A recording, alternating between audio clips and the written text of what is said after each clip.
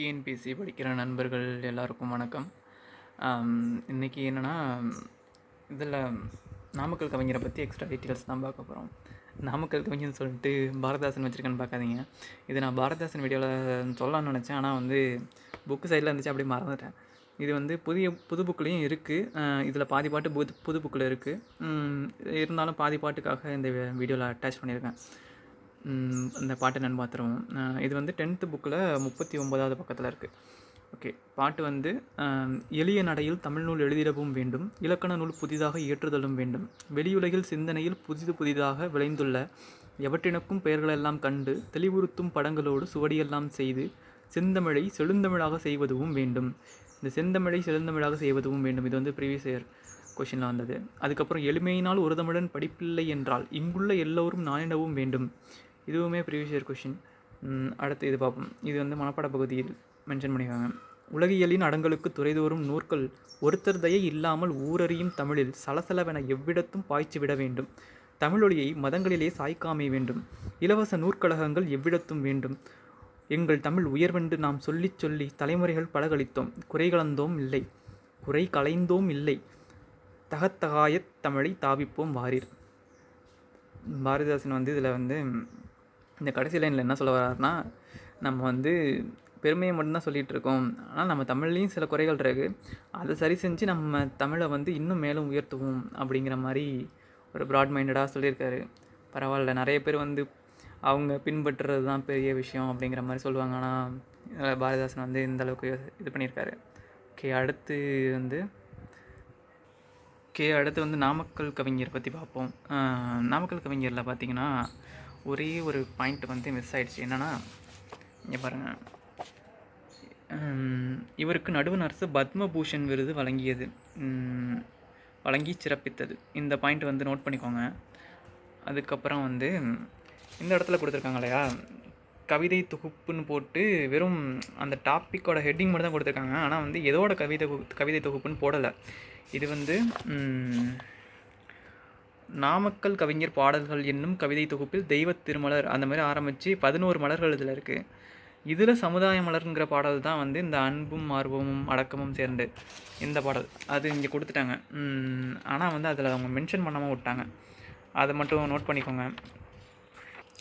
அடுத்து இது பாருங்கள், தெட்டன நம் அகக்கண்ணை திறந்துவிட்ட தெய்வக்கவி பாரதி ஓர் ஆசான் திண்ணம் எப்படின்னு பாரதியாரை பற்றி நாமக்கல் கவிஞர் சொன்னது. இதையும் நோட் பண்ணிக்கோங்க. அதுக்கப்புறம் இந்த பாடல் இருக்கு இல்லையா, தமிழன் என்றோர் இனமும் உண்டு, தனியே அவருக்கு ஒரு குணமும் உண்டு, இது ப்ரீவியஸ் இயர் கொஷின். இது மென்ஷன் பண்ணிக்காங்க. அதுக்கு அடுத்த லைன் அமிழ்தம் அவனுடைய மொழியாகும், அன்பே அவனுடைய வழியாகும், இதுவும் அதுக்கு அடுத்தடுத்த லைன்ஸில் உள்ளது. இது தேவைன்னா நோட் பண்ணிக்கோங்க. அடுத்து இதை பாருங்கள், பெண்மைக்கு பன்முகம் உண்டு அப்படின்னு சொன்னவர் யாருன்னா அது நாமக்கல் கவிஞர். இதுவுமே ஒரு ப்ரீவியஸ் இயர் கொஷின் தான் நினைக்கிறேன். அடுத்து இந்த இதிலே உள்ள ப்ரீவியஸ் இயர் கொஷின் என்னென்ன அப்படின்னு சொல்லி பார்ப்போம்.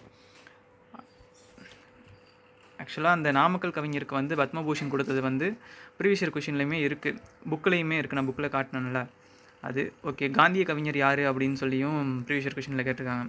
அதே மாதிரி இவர் எழுதின அந்த இசை நாவல்கள் எத்தனை, புதினங்கள் எத்தனை, இது ஒரு பொறுத்துக மாதிரி கேட்டிருந்தாங்க. இதுவுமே நல்லா படிச்சுக்கோங்க. அடுத்து இந்த கவிதை தொகுப்பில் நாமக்கல் கவிஞர் பாடல்கள் கவிதை தொகுப்பில் எந்தெந்த மலர்கள் என்னென்ன டாபிக்ஸ் இருக்குது அப்படிங்கிற மாதிரி கேட்டிருந்தாங்க. ஆனால் இந்த கொஷின்லேயே அந்த மிஸ்டேக் இருக்குதுன்னு நினைக்கிறேன், அதனால தான் அவங்க அப்படி கொடுத்துருக்காங்க. அந்த கொஷினில் இருக்கும்போது நாமக்கல் கவிஞரோட கவிதை தொகுப்பில் இடம்பெறாதது எதுனா டேரெக்டாக அப்படி கேட்டாங்க.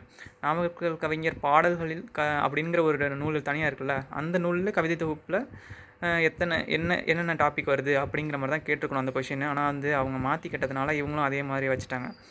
அடுத்து இதுவுமே அவனும் அவளும், தமிழன் இதயம், சங்கொலி, இதில் எது நாமக்கல் கவிஞர் நூல் இல்லை அப்படிங்கிற மாதிரி கொஷினில் இந்த கொஷின்லாம் இதெல்லாம் கேட்டிருக்காங்க. அடுத்து இவர் தமிழக அரசின் முதல் அரசவை கவிஞர், இது எல்லாருக்கும் தெரிஞ்சது. இது பாரதி பலே பாண்டியானி ஒரு புலவர் என்பதில் ஐயம் இல்லை அப்படின்னு சொல்லி பாரதியார் நாமக்கல் கவிஞரை பாராட்டியிருக்காரு. இதுவுமே ப்ரீவியஸ் இயர் கொஷின் தான். அடுத்து கத்தியின்றி ரத்தமின்றி யுத்தம் ஒன்று வருகுது, சத்தியத்தின் நித்தியத்தை நம்பும் அவரும் சேருவீர் அப்படின்னு ஒரு பாட்டு இருக்குது. இந்த பாட்டு நியூ புக் 6th இருக்குதுன்னு நினைக்கிறேன், 6th or 7th சரியா தெரியல, அதுலேயுமே இருக்குது. அதனால் அந்த பாட்டையும் ஓரளவுக்கு நல்லா பார்த்து வச்சுக்கோங்க. அடுத்து இந்த இந்த சமுதாய மலர் பாடலில் இருக்கிற அந்த தலைப்பில் இருக்கிற இந்த கடைசி 2 லைனும் கேட்டிருக்காங்க. அயலார் தமக்கும் அன்பே செய்யும் நாணம் கெடாமல் நட்பு கொண்டாடும் அப்படிங்கிற இந்த லைன் வந்து ப்ரீவியஸ் இயர் கொஷினில் சேர்ந்தது தான். அடுத்து முடியரசன் டாப்பிக்கில் பார்த்தீங்கன்னா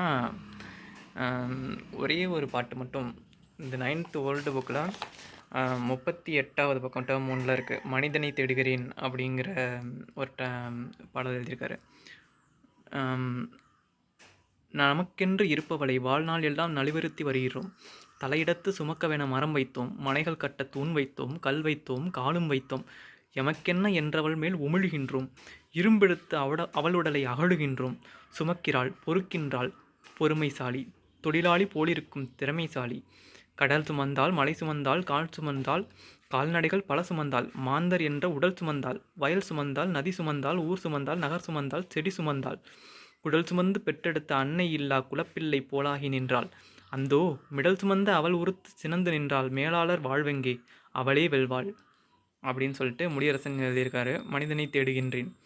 இது வந்து பூமி தாயை பற்றி ஒரு பாட்டு மாதிரி எழுதியிருக்காரு. ஓகே,